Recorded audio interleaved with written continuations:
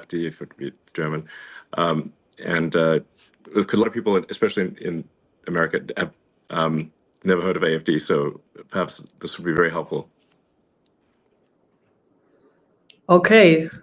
Thank you very much, Elon, for having me and to give this opportunity to openly speak about different matters. Let me just, can you hear me? I can, yes. Perfect. To start with, who we are. The AFD is the alternative for Germany. It is a relatively new party, founded 11 years ago during the course of the Euro problems. Unfortunately, I have to start when I shed some light on our party with the quite negative circumstances in Germany.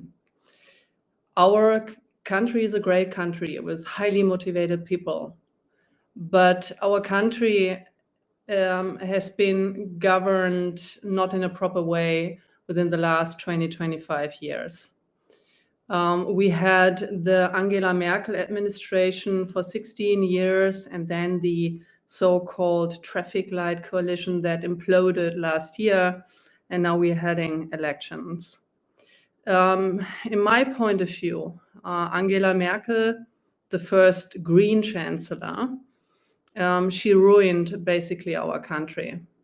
She enforced, without asking the people, she enforced to open our borders for illegal immigration in 2015. She wrecked and destroyed our backbone in terms of obnoxious energy policy.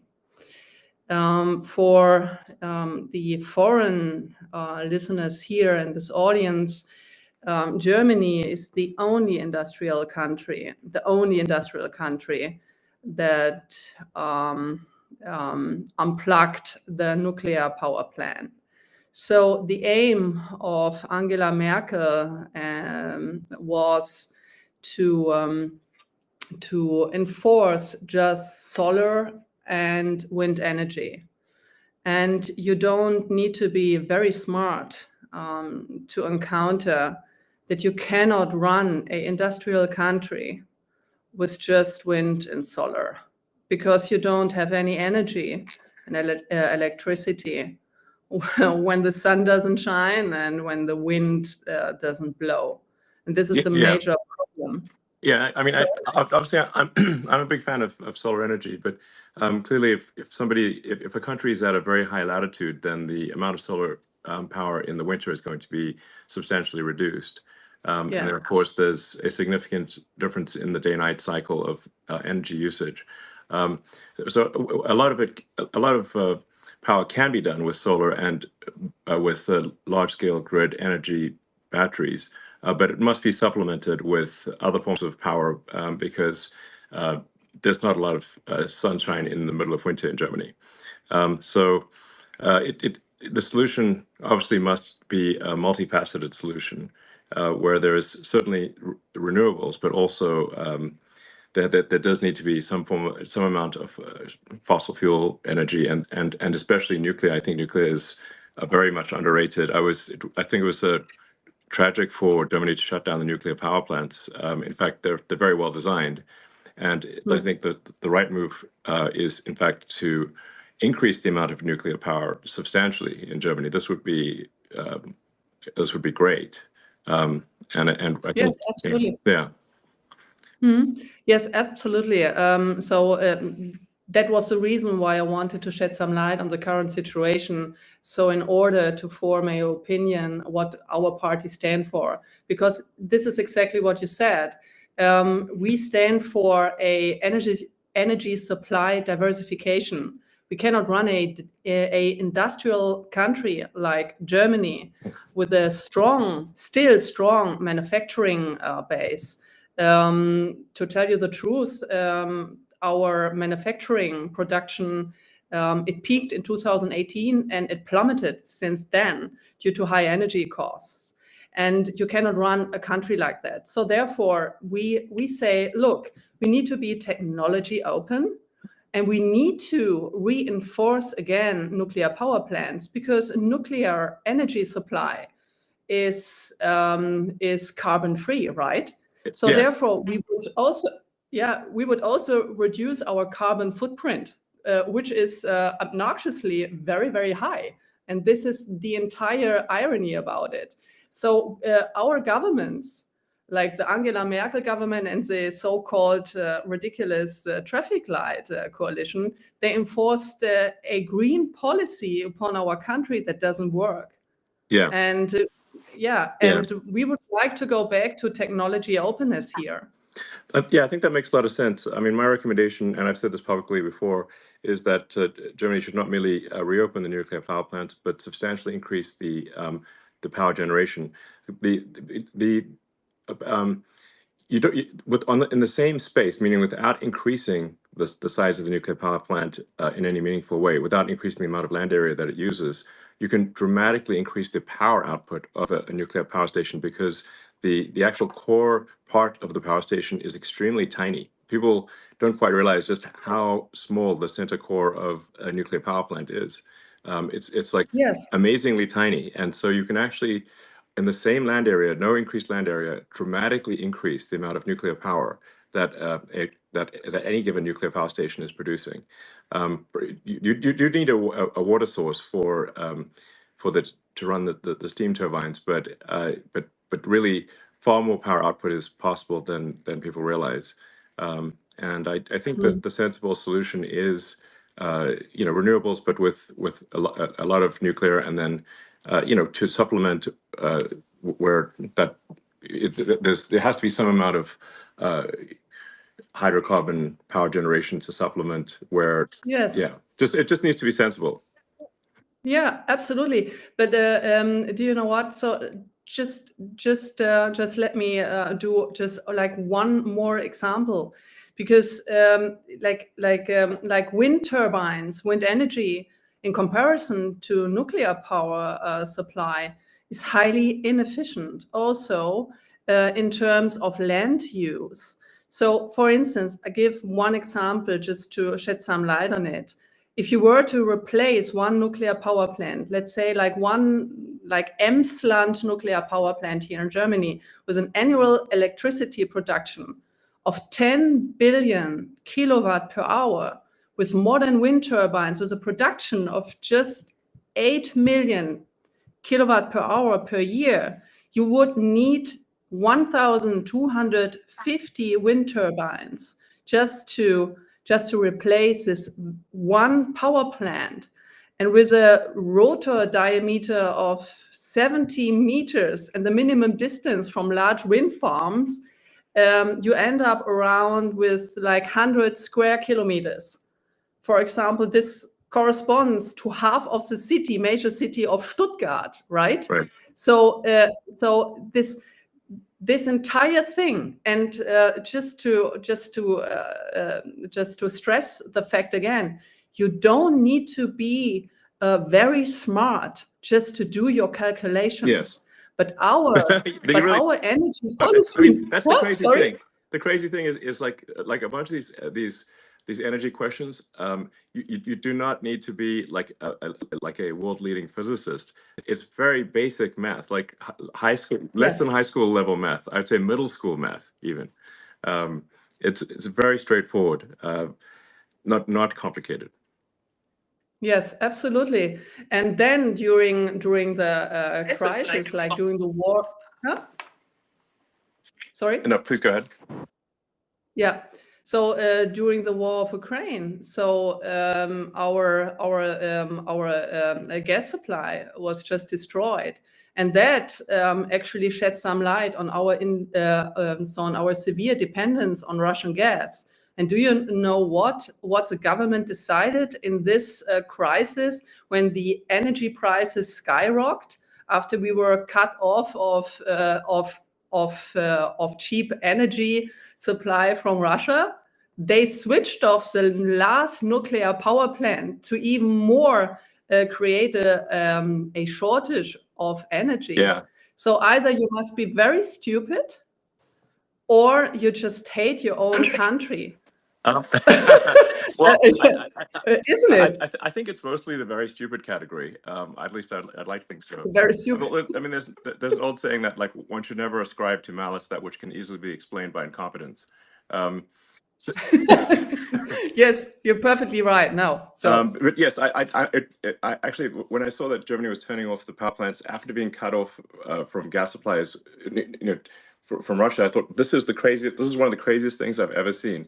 Just when Germany most needs electricity, yes, Germany is shutting down one of the best sources of electricity, which is nuclear power. yes, Crazy. and completely carbon free. Yeah, crazy. It's crazy. Yeah. So I guess to summarize the two main things that AFD is aiming for in terms of change is a sensible energy policy and sensible immigration policy. Yes, exactly. So, But actually even more. So we would like, so if I may continue a little bit, because absolutely, now Elon, it's a complete new situation for me. That I just can have a normal conversation and I'm not interrupted or negatively framed, how that has been in the media the case in the last 10 years, which is completely ridiculous. So what we also stand for, since we are a conservative libertarian party, so at least we see ourselves like this, but we are extremely negatively framed as a so-called extremist party by the mainstream media. So we just say, look, we need to reduce bureaucracy. We need to free our firms, our companies, the individuals of this obnoxious bureaucratic conditions here. yeah. Do you know like how long it takes, how many days it takes to get a business permit in Germany? Just guess. As it turns out, I do, because we built. Oh yeah, the big plan. So We how built many a days? gigantic car factory, just near Berlin. So we had many challenges. I mean, this is, to be clear, like we actually had a lot of support, a lot of local support, from the local government, from the national government, and despite all that support, just the sheer number of rules that the people in the government are required to follow is completely crazy. And we had to, I think it was 25,000 pages was our permit. And it had to be all printed on paper. 25,000. Yes, I think maybe more This is than that in the crazy. end. 25,000, and then there has to be many copies made. So it literally was a truck of paper. Because and we're like, surely we can make this electronic. Isn't that better for No, everyone? not possible. You need to have that on paper in Germany. And they say, no, it has to be paper. I'm like, this is crazy.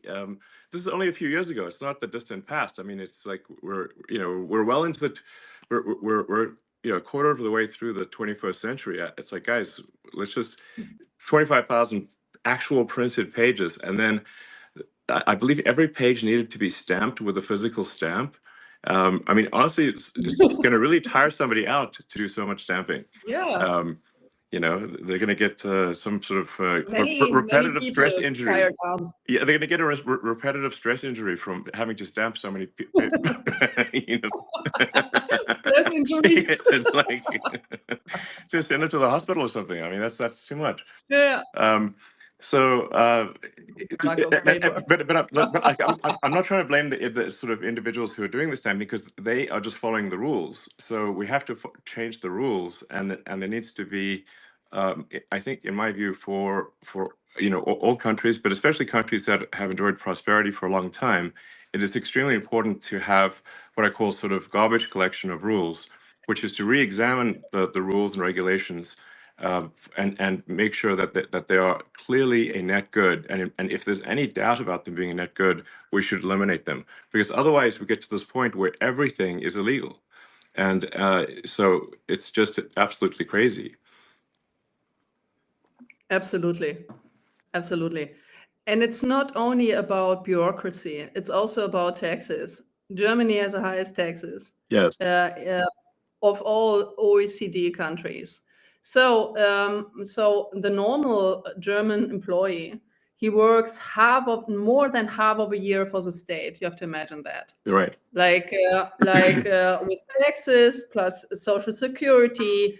So more than half of the year you work for this dysfunctioning state, because like the state does not provide the vital provisions for the people here.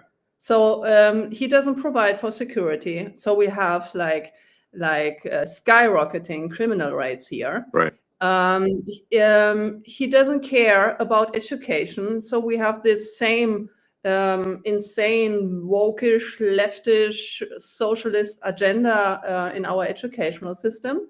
So the young people, they don't learn anything in school, in university, etc. So they just learn about gender Are you studies, serious? and they just yeah.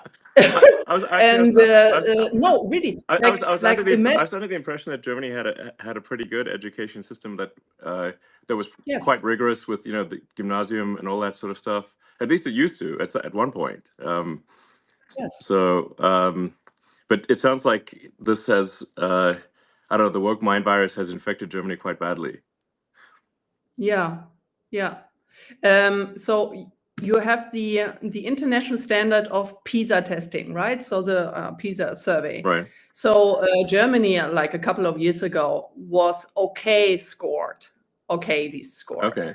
But now, so we just plummeted because the survey showed that young people are not able to properly do math or speak or write German. And in some states here in Germany, you have to imagine they just abolished the writing grades in terms to get the language grade, right? So you don't need to write German properly anymore because our entire educational system has been deteriorating. Wow. And that is also the reason, for instance, why young people, they vote for us now, because they want to have a proper education and they want to have back a proper educational system that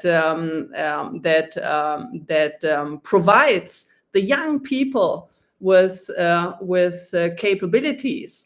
And that is also the reason why so my personal opinion is that we have to go back to a merit-based system, right? So we need to go back to a merit-based incentive system and to go away from all this socialist gender things being in our educational system. Right. The families and the parents, they have the responsibility of their children, and the schools and the university, they have the responsibility to give good education and not all this woke socialist nonsensical gender stuff. Sure. No, absolutely. I mean, the whole point of going to school is to learn useful skills that help you in life, help you be productive and understand the world. Yes. Otherwise, it's not a school. It's just a propaganda institution. True. Yeah. So, okay. Well, I mean, that makes a lot of sense. So, let's see. Yeah. So maybe I can just go on, because I was just giving an example of the educational system where the state fails because our state, the government, collected in the last year a record high of income tax. So they collected like around above 1 trillion, right? Of euros. So it is a record high tax. Wow. But the state, they cannot handle taxpayers' money. So what do? So they just throw the money out of the window for immigration in our social system, for instance. So since 2015, just to give you some numbers and also the audience to have an idea what's going on here in Germany. So we had an influx of almost 7 million people, but these are the officially counted. So 7 million people? Wow. Okay. It's a 7 lot. million people of influx since 2015 officially counted. Wow. And then because the people, they just another funny numbers. Our state allows people to throw away their passports before they cross our borders that are not protected and controlled. So 57%, almost 60% of the people coming into our country through an open border, they throw away their papers. Why do they do that? Because once entered our country, our funny country, with this funny immigration policy, they cannot be deported anymore. So that's the reason why. So our state, our government, like the Angela Merkel government and the last one, they proclaimed a policy that everyone can choose to cross our border to immigrate into our social security system and cannot be deported afterwards because they threw away their passports. This I is mean, crazy. like, how insane is that? Well, it is very insane, but that's exactly what's happened in the US. Yeah, I mean, exactly. clearly there's there's a sort of I don't know, a sort of a far left agenda that's being pushed throughout Western civilization, any place they can go, because the exact same thing was done in the U.S. where, and now they're sort of calling people illegal immigrants. They call them undocumented, and the reason they're undocumented is because they threw away their passport, just like you're talking about.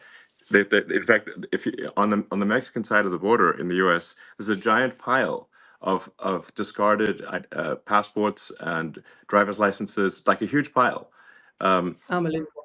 Because it's actually worse to come in with a passport than to come in with nothing.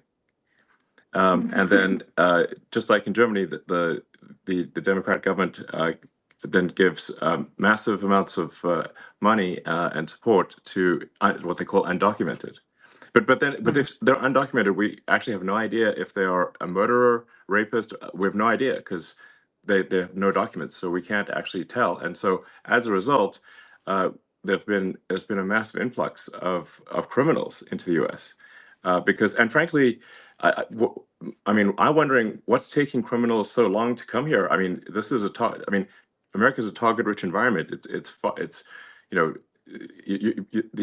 you can in America, it's so easy to steal things in these wealthy neighborhoods. It's like the only thing that is going to slow down how much you can steal is if your back hurts from carrying out all the goods.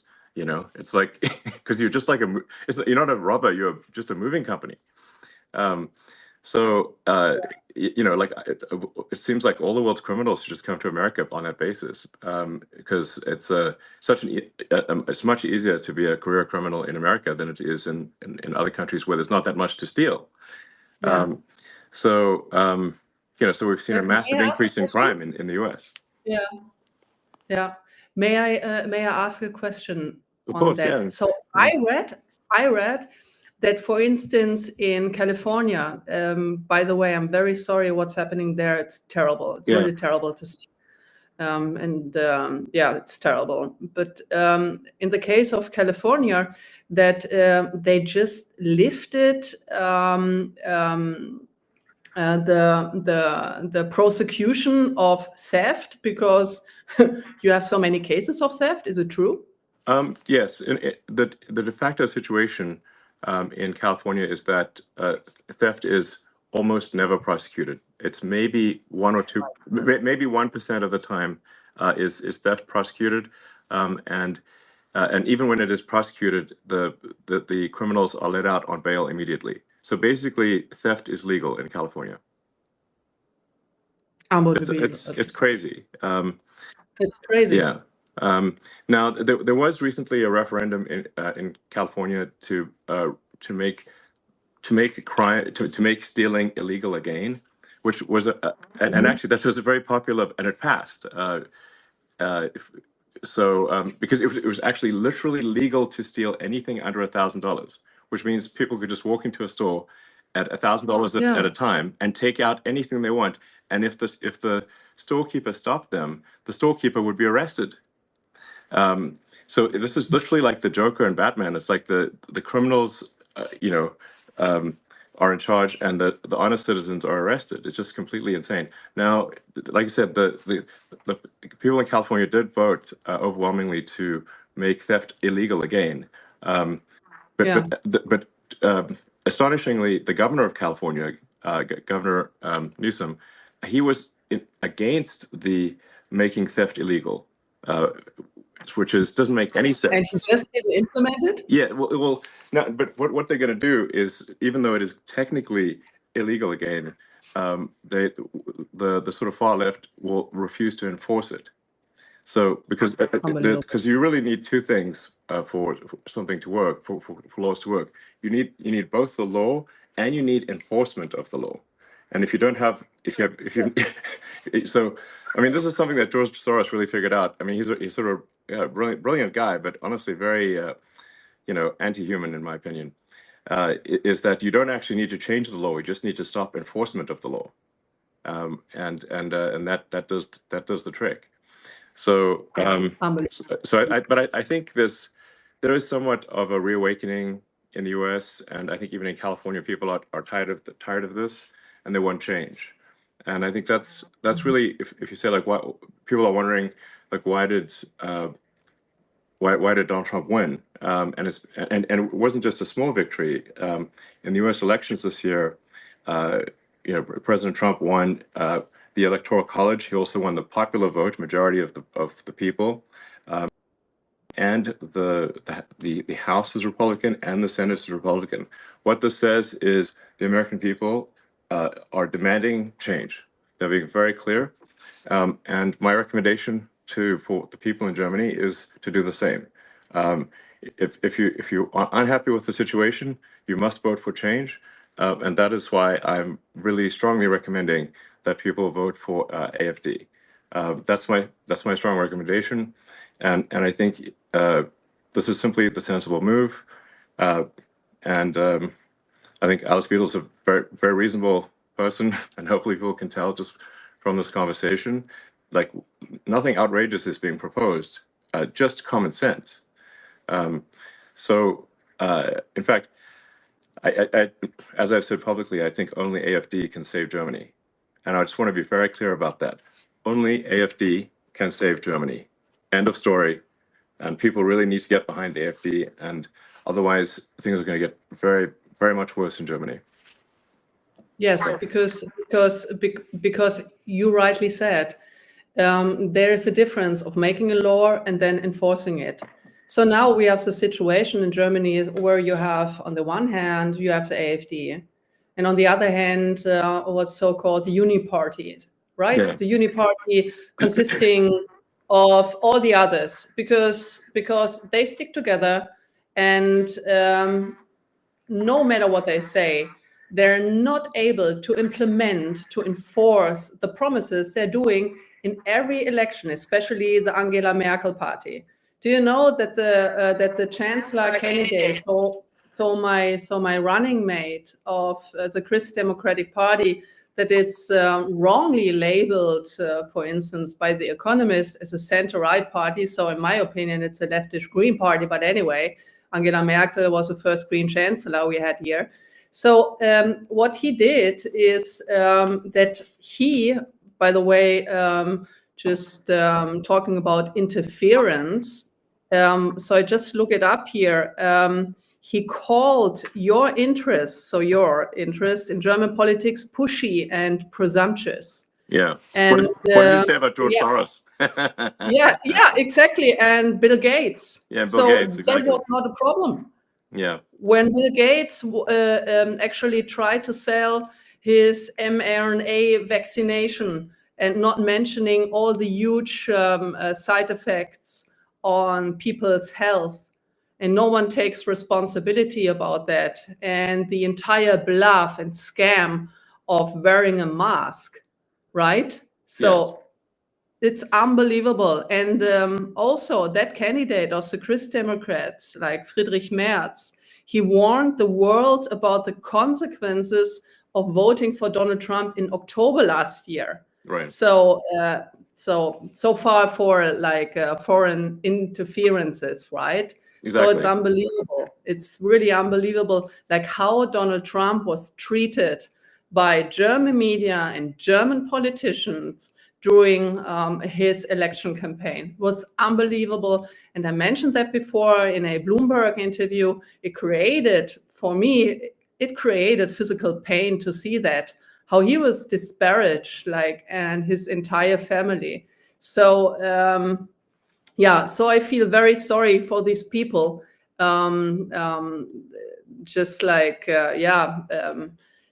saying negative things, and now, while we talk, 150 bureaucrats of the European Union are watching us, our conversation, to enforce this ridiculous Digital Services Act that is nothing else than a censorship on free speech. But free speech, right? Yes. It's and you said it, free speech is a precondition of democracy. Yeah. If you are not able to form a proper opinion and exchange opinions and ideas, and a democracy should be a competition of the best ideas, right? Absolutely. And the compromises. Yes, Yeah, exactly. Without freedom of speech, people are obviously not able to say what they want to say, and then they cannot make an informed vote. So if people are simply fed propaganda and have no access to what's really going on, then they can't make an informed vote, and then you don't have a real democracy. So that's why I say, free speech is the bedrock of democracy. There must be free speech in order for people to make an informed vote. So that's essential. And you can sort of, it's actually quite easy to tell who the bad guys are. It's like, who wants to shut down freedom of speech? They are the bad guys. It's very clear. Yes. And do you know what Adolf Hitler did? The first thing, he switched off free speech. Yes. So he controlled the media, and without that, he would have never been successful. Yes, exactly. Never been successful. Yes, But absolutely. this is what you do. Yeah, no, exactly. That was one of the first things he did was to control the media, and imposed extreme censorship. And what he was trying to do was shut down any pro-Semitic media, anything pro-Semitic or any defense of the Jewish people was shut down. So we have to, like, very few, for those who want censorship, I think they should be careful what they ask for, because once you institute censorship, it's only a matter of time before that censorship is turned on you, and eventually they will censor you, and that's the danger. Because people love to censor things they don't agree with, but they don't realize that one day that censorship is going to be turned on them. So absolutely. Yeah. So I mean, you mentioned, of course, Hitler and whatnot. Now, there's a lot of the media wants to portray AFD as far right, as somehow associated with Nazism or something like that. Perhaps you could address that concern, because people, when they hear sort of right wing in Germany, they naturally have a bit of a negative reaction. Yes, thank you for the question. First of all, I would like to, since I'm a economist, I would like to shed some light on the idea, when we talk about Hitler, on the idea of the National Socialists. Back then, during the Third Reich, the National Socialists, as the word says, they were socialists. Yeah, Adolf very much Hitler so. considered, yeah. They nationalized industries like crazy. Yes, absolutely. Yeah. He was a communist, and he considered himself as a socialist. So what they did, they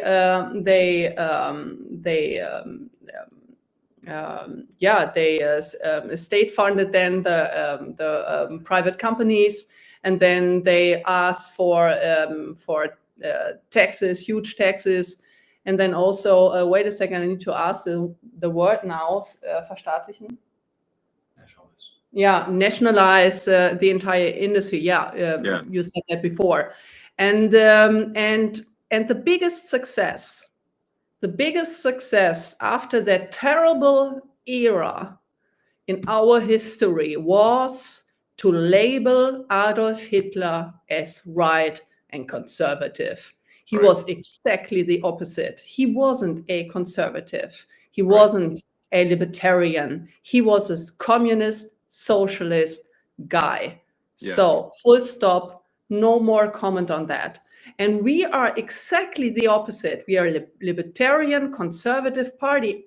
And see, look at this during during the discussion of this terrible Hamas attack on Israel.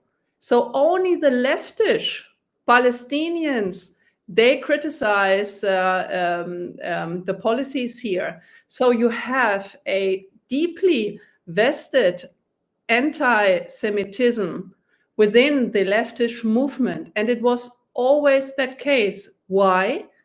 And Adolf Hitler, he also played with that. He played with the envy of people.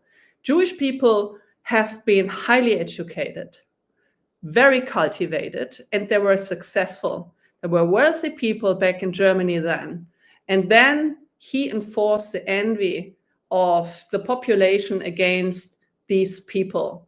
And it was a socialist measure taken against them. Look at Stalin. Look at the Soviet Union under Stalin, the very same thing. So he was nothing else than an anti-Semitic socialist. Yeah. And we are exactly the opposite. We are a libertarian conservative party. We are wrongly framed the entire time. And we would like to free the people of the state. I want to have independently thinking people, self-confident people. I would like to have a state that is minimized to his functions, and letting the people having their freedom of speech, freedom of wealth also, like generating wealth. With these obnoxiously high taxes, the state erodes the backbone of wealth, right? So the people are not able to accumulate wealth that make them independent from the state. Right. So I would like to have independently thinking, well-educated people who have the freedom to form their own opinion. I want to have strong leaders in Germany. I don't want to have stupid, weak leaders as we had in the last couple of years, because these people cannot think straightly. And they're a big danger. Look at the war in Ukraine now. Yeah. They're a big danger to our national security and to actually to the entire European security. This is also my hope in Donald Trump and in your administration, that you end that terrible war, this worthless dying of young people every day, like as fast as you can, because the Europeans, they cannot. They actually given up on everything, like on a good military, on a good negotiation power. They completely depend on the US in the sense of, the USA need to do the entire job. We don't need to do anything. We just escalate the entire conflict against Russia. It's very dangerous what's going on here, and only you can basically stop it. Yeah, I mean, I think President Trump is going to solve that conflict, I think, very quickly. As you point out, it's now been in somewhat of a stalemate for a few years, and all that's happened over the past few years is hundreds of thousands of people dying, but for no gains.